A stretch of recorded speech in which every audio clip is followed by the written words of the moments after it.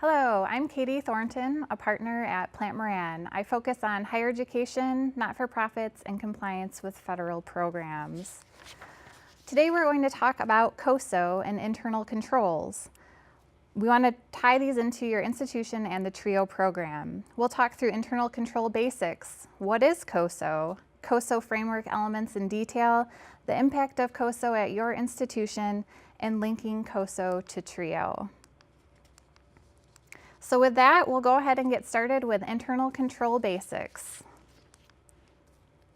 First, you need to think about what we're trying to control when we consider internal controls. So in order for there to be control, you must be trying to control something. So a risk that is identified related to an object. So first, when we get started thinking about objectives, what are you trying to achieve in your organization and the departments you work in? Once you establish these objectives, you can identify what risks might be in existence to achieve your objectives, and from there you can determine what controls you might be able to put in place to control those risks. For example, if an objective at your institution might be more efficient use of grant resources, a risk in achieving that goal might be theft of university assets related to the program. So an internal control to put in place to mitigate that risk is key card access to buildings, for example, where only the access given is to authorized employees. Remember, without a risk, there is no need for internal control. So let's define internal controls. Internal control is a process. It's affected by an entity's board of directors, management, other personnel, and those that are designed to work in the grant area. Internal controls are designed to provide reasonable assurance regarding the achievement of objectives related to operations, reporting, and compliance. Operations include the effectiveness and efficiency of those operations and the safeguarding of assets necessary to carry out operations. Reporting, including the reliability, timeliness, and transparency of reporting, both internal and external, and both financial and non-financial reporting, such as annual performance reporting under TRIO, and compliance with our regulatory environment. So at your institution, regulatory environment might include state requirements, federal regulations related to TRIO, and other regulations and rules. There are some people that say the objectives in this definition should even be more far-reaching and less confined to just operations, reporting, and compliance, since an entity's objectives could reach beyond these three categories. For example, the institution's commitment to sustainability might be considered a strategic objective rather than an operational or compliance-driven objective. Internal controls also have the following characteristics. Internal controls are continuous, since they are not just one single event, but built directly into operations, and they are dynamic to accommodate an ever-changing environment. Internal controls are also affected by people. In other words, internal controls aren't going to happen by themselves. And if you're introducing the risk to a process, then you have to introduce and implement the control. Internal controls are able to provide reasonable assurance, but not absolute assurance. Even the best designed controls are subject to other limitations. Internal controls are adaptable to the entire entity or to a particular division, business process, or other level of the organization.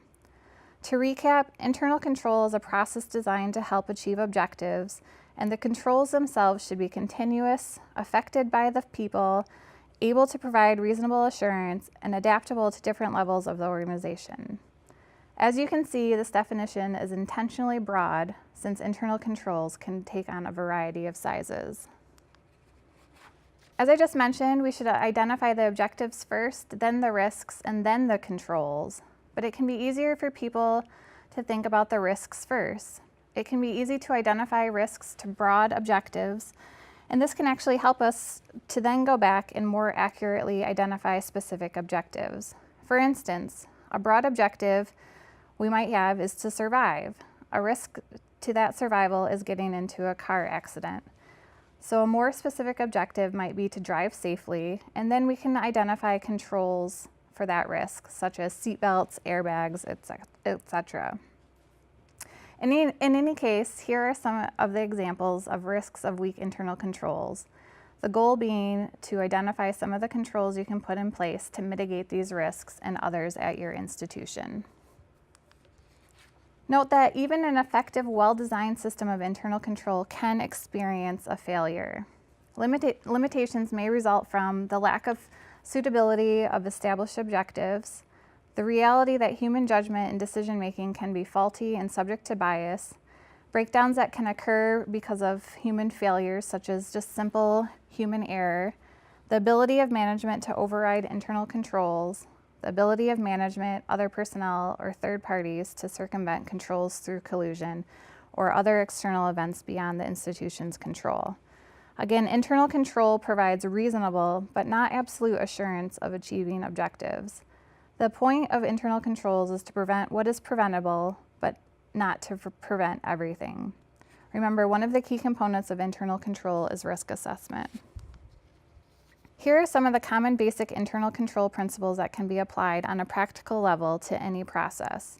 So first, establish responsibility. All key tasks should be assigned, and they should be assigned to only one person. If tasks are not assigned, you run the risk of no one taking responsibility or multiple people doing duplicative work or colluding. 2, segregation of duties. This is one of our favorite taglines in internal controls. The following responsibilities should be segregated in each business process. So maintaining the custody of the assets, separate from the person recording the transactions themselves and the person who is authorizing the transactions. Remember that compensating controls can be put in place where segregation of duties is not possible. At the very least, do not make one employee responsible for all parts of the process. A key to defeating opportunity for fraud is to divide key functions so that no one person has control over all parts of the transaction.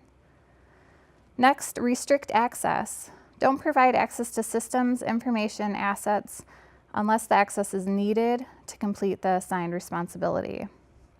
You also want to document the procedures and transactions. It is necessary to prepare evidence to show that activities have occurred and verify any discrepancies. And independent verification. Remember to check others' work. Don't let an employee have unchecked authority. Internal controls serve to prevent collisions, in your case, non-compliance. There are several resources for best practices for internal controls, which I've listed here on this slide. The Green Book, which obvious from its title is a book with a green cover. It is issued by the U.S. Government Accountability Office and introduces 17 principles to assist management in achieving an effective internal control system. This is a very helpful resource. And we'll be spending more time on the internal control integrated framework issued by COSO in the upcoming modules. And then finally, the Office of Management and Budget issues a compliance supplement annually in regards to federal grants. In Part 6 of the compliance supplement, OMB discusses internal controls. The OMB recognized that controls will vary from organization to organization based on size, infrastructure, and risk. The best practices will assist management in determining which controls are necessary to ensure compliance.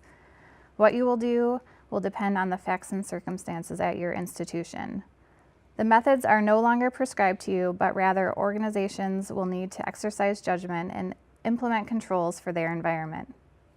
This concludes the COSO Module 1.